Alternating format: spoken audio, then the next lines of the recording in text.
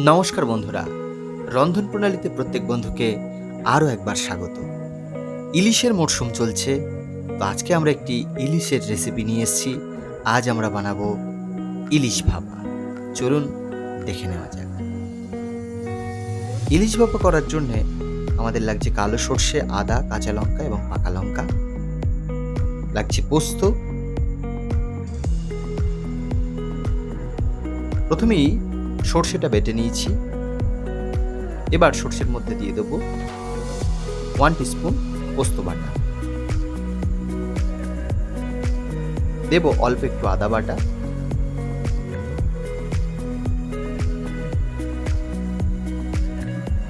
এবার দেব কাঁচা লঙ্কা বাটা,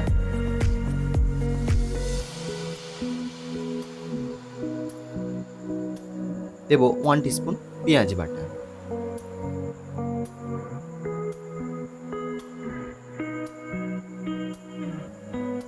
এবার দেব স্বাদ মতো নুন,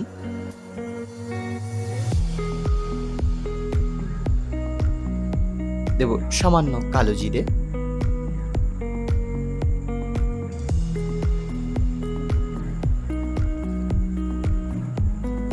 আর দেব সর্ষের তেল। তেলটা একটু বেশি পরিমাণেই দিতে হবে। এবার সমস্ত মশলাটা ভালো করে মিশিয়ে নেব।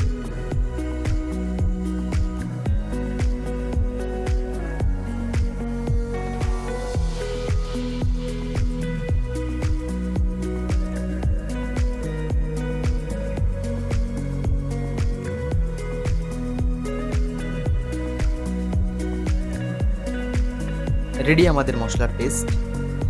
এবার ইলিশ মাছের পিসগুলোর মধ্যে প্রথমে অল্প একটু নুন মাখিয়ে নেব।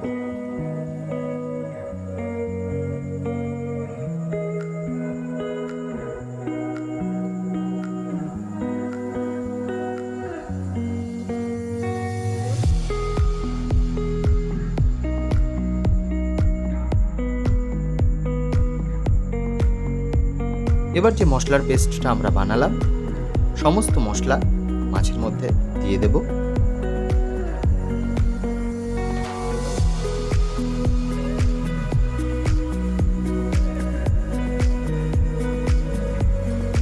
মশলা দিয়ে মাছটা ভালো করে ম্যারিনেট করে রাখবো অন্তত 1 ঘন্টা।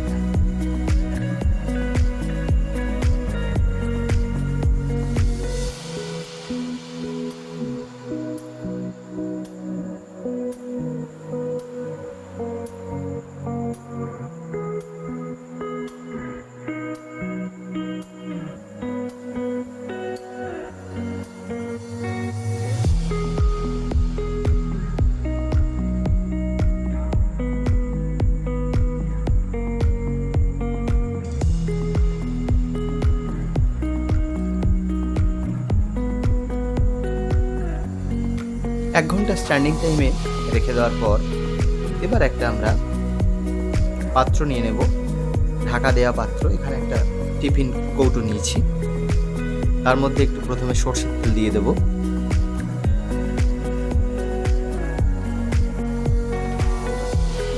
এবার একে একে ম্যারিনেট করে রাখা ইলিশ মাছের টুকরোগুলো টিফিন কৌটোর মধ্যে দিয়ে দেব।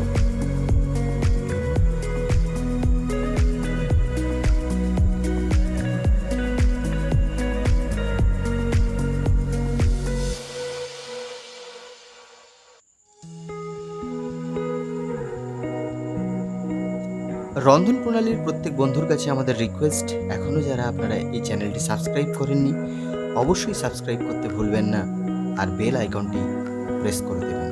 আমাদের প্লেলিস্টে আরও অনেক রেসিপি আছে, সেগুলো আপনারা দেখবেন, আপনাদের খুবই ভালো লাগবে। সমস্ত মশলাগুলো মাছের মধ্যে দিয়ে দেব অবশিষ্ট লেগে থাকা। এবার আমরা টিফিন কৌটোর ঢাকনাটা আটকে দেব।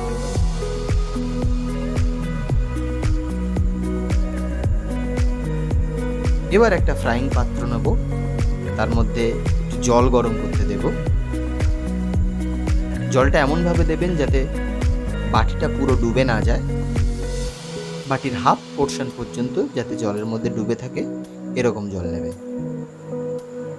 এবার জলটাকে আমরা হিট হতে দেব আর ঢাকা দিয়ে 25 মিনিট মতো এইভাবে আমরা রান্না করব। ইলিশ মাছ খুব নরম মাছ, বেশি সময় লাগে না, 25 মিনিট রান্না করতে দেব।